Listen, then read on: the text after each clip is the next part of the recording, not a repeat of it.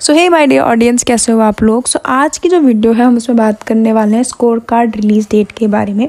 Recent में आप लोगों की आंसर की आई है, जिसमें आप लोगों ने अब तक जितने भी आपके आंसर होंगे वो चेक कर लिया होगा, मार्क्स देख लिए होंगे, सब कुछ डन हो गया होगा। बट अब जो क्वेश्चन आ रहा है वो है स्कोर कार्ड से रिलेट करके कि आपका स्कोर कार्ड कब तक रिलीज़ होगा। तो इसके लिए बहुत सारे फैक्टर्स हैं जिसमें हम ये बताएंगे कि मतलब ये देख सकते हैं कि स्कोर कार्ड कब तक रिलीज़ हो सकता है।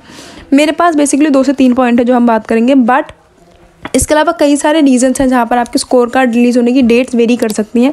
आज हम देखेंगे, देखो स्कोर कार्ड रिलीज़ लेट, मतलब वैसे तो जल्दी भी हो सकता है, लेट भी हो सकता है, बट पहला जो रीज़न है जो मुझे आपको बताना है वो ये है कि अगर हम प्रीवियस ईयर के अकॉर्डिंग्स में देखें कि प्रीवियस ईयर में किस टाइम तक स्कोर कार्ड रिलीज़ हुआ था, वो ये था कि आपके प्रीवियस ईयर में 29 सितंबर को आपका एग्ज़ाम हुआ, ठीक है।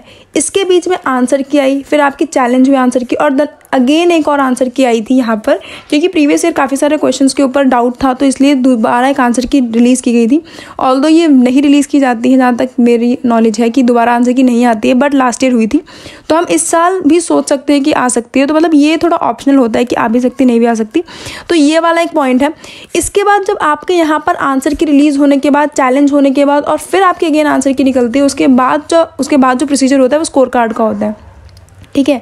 तो ये आपकी प्रीवियस ईयर की बात है। प्रीवियस ईयर में आपका जो स्कोर कार्ड रिलीज़ हुआ था वो आपका 6 से 10 नवंबर के आसपास का स्कोर कार्ड रिलीज़ हुआ था, जहाँ तक मेरे को याद है। ये इसका मतलब है कि पूरा 1 मंथ का टाइम पीरियड है, इससे ज़्यादा ही का टाइम है कि आपके 1 महीने के अंदर अंदर आपका स्कोर कार्ड रिलीज़ हुआ था आपके एंट्रेंस एग्ज़ाम के बाद। तो इस साल अगर हम देखें तो यहाँ पर हम इस चीज़ को देख सकते हैं कि आपका जो एंट्रेंस एग्ज़ाम हुआ है वो 19 अक्टूबर को हुआ है। 19 अक्टूबर के अकॉर्डिंग्स में देखें तो, और हम लास्ट ईयर को भी मैच करें तो इस अकॉर्डिंग्स में आपका जो स्कोर कार्ड रिलीज़ होगा वो होगा वही 10 नवंबर और 15, मतलब 10 और 15 के बीच में आपका स्कोर कार्ड रिलीज़ हो जाना चाहिए। बट अगेन ये पूरी मतलब अजम्पशन है कि हम ये बोल रहे हैं कि 10 और 15 के बीच में हो जाएगा। डिपेंड्स अपॉन ड्यूज पॉइंट कि वो कब निकालते हैं आप लोगों का स्कोर कार्ड। और जो एक और रीज़न है, मुझे जो लग रहा है कि थोड़ा पहले भी निकाल सकते हैं, रीज़न ये है कि यार पता है आप लोगों की आ गई है डेट शीट रिलीज़ हो चुकी है सब 3 ईयर स्टूडेंट की मतलब कब कब आप लोग एग्ज़ाम होंगे, और एग्ज़ाम जो होना है वो होना है जनवरी में, ठीक है। तो सेकंड और थर्ड ईयर वालों का तो आई गेस साथ के साथ चल जाएगा, और जो फर्स्ट ईयर वालों का उनका लास्ट में स्टार्ट होगा। वैसे तो ये वाला पॉइंट बहुत इररिलेवेंट है कि बिना एडमिशन लिए ही आप लोगों की डेट शीट निकाल दी गई है, बट ये हो सकता है कि ये जो डेट शीट आई है वो आई गेस उन बच्चों की आई है जिनकी बैक आई है, बट ऐसा कुछ नोटिस नहीं आया। तो हम ये समझ के चलते हैं कि जो वो डेट शीट आई है वो आप लोगों के ऊपर भी उतनी एप्लीकेबल है जितनी उन बच्चों के ऊपर है जो अभी फैकल्टी में है, ठीक है। तो वैसे तो इस पॉइंट को अभी हम नहीं ही देखें तो बेटर है, बट अब डेट शीट आ ही चुकी है, तो इस अकॉर्डिंग हम ये सोच सकते हैं कि जो आपकी स्कोर कार्ड है वो जल्द ही रिलीज़ होंगे, और जल्दी आपका जो एडमिशन प्रोसेस है और जो कट ऑफ है वो जल्द ही रिलीज़ हो जानी चाहिए। अगेन DU के ऊपर पॉइंट करता है कि वो किस पॉइंट पर किस माइंडसेट से वो काम कर रहा है कि आपका स्कोर कार्ड कब तक निकलेगा। तो ये 2 पॉइंट ऐसे हैं जो हम देख सकते हैं कि स्कोर कार्ड 1 महीने के अंदर भी निकल सकता है और उसके बाद भी निकल सकता है। हाँ, तो कंक्लूड करने की बात कहूँ तो मेरे को जो लगता है आप लोगों का स्कोर कार्ड जो रिलीज़ होना चाहिए वो 10 से 15 नवंबर के मिड में हो जाना चाहिए, और अब हम सिर्फ होप ही कर सकते हैं कि वो जल्दी निकालें, क्योंकि आप लोगों का एंट्रेंस एग्ज़ाम लेट हुआ है।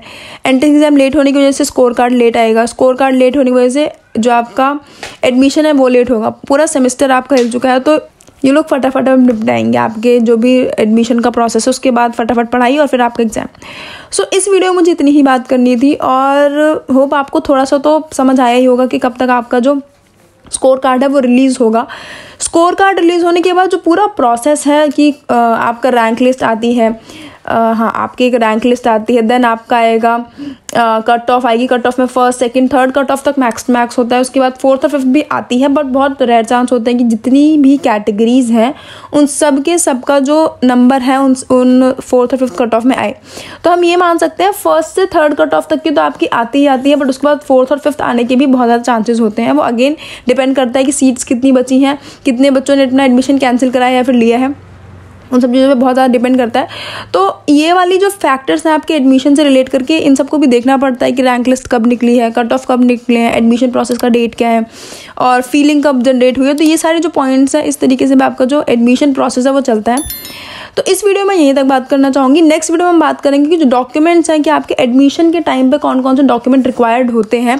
जैसे कि मेरे पास एक कमेंट आया था कि ओबीसी का सर्टिफिकेट उसको आप लोगों को रिन्यू कराना होता है कि नहीं, तो ये नोटिफिकेशन के ऊपर डिपेंड करता है। और जहाँ तक मेरी नॉलेज है, जो ओबीसी का सर्टिफिकेट होता है वो 31 मार्च तक आपका रिन्यू होना चाहिए, जो कि फैकल्टी देखती है। 31 मार्च जो भी आपका फाइनेंशियल ईयर चल रहा है, और उसके बाद और किसी भी कैटेगरी का नहीं चाहिए होता है आपका रिन्यूड। सिर्फ ओबीसी का मांगते हैं, और किसी कैटेगरी हैं जो कि एससी हैं, एसटी हैं, इन सबका नहीं मांगा जाता है। तो उनका बिना, अगर आपके पास एससी एसटी का सर्टिफिकेट है वो वेल इनफ है। हाँ, ये याद रखना कि मतलब वो थोड़ा नेशनल लेवल का होना चाहिए, मतलब क्योंकि हमारी जो यूनिवर्सिटी है वो सेंट्रल लेवल की यूनिवर्सिटी है। तो ये पॉइंट होता है। ओबीसी में तो देखा जाता है कि हाँ, आपका जो सर्टिफिकेट है वो सेंट्रल लेवल का हो, उसमें ये ना हो कि वो स्टेट वाइज डिफर कर रहा हो। और बस, और एससी एसटी में मुझे ऐसा जितनी मेरी नॉलेज है वहाँ पर आप लोगों को नहीं रिक्वायर्ड होता है ये सब। बस ये है कि आप लोगों को जो भी रिन्यू वाला पॉइंट है वो एससी एसटी में नहीं होता, वो सिर्फ ओबीसी में होता है। और जो भी डॉक्यूमेंट का पूरा प्रोसीजर है वो हम नेक्स्ट वीडियो में डिस्कस करने वाले हैं, जिसमें हम कैरेक्टर सर्टिफिकेट के बारे में बात करेंगे। क्योंकि बहुत सारे बच्चों का होता है गैप ईयर में ये इशू होता है।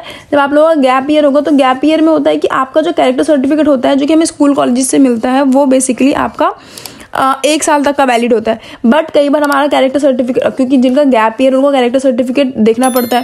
तो यार कैरेक्टर सर्टिफिकेट का ये पॉइंट है कि जब भी हम किसी भी यूनिवर्सिटी में एडमिशन लेते हैं, स्पेशली दिल्ली यूनिवर्सिटी में, तो जो भी दिल्ली यूनिवर्सिटी वाले स्टूडेंट होते हैं उनके पास तो एक प्लस पॉइंट होता है कि वो ऑलरेडी उस यूनिवर्सिटी में पढ़ चुके हैं, तो उनको कैरेक्टर सर्टिफिकेट का ऐसा कोई नीड नहीं होती। जो अदर यूनिवर्सिटी से आते हैं उनसे पूछा जाता है।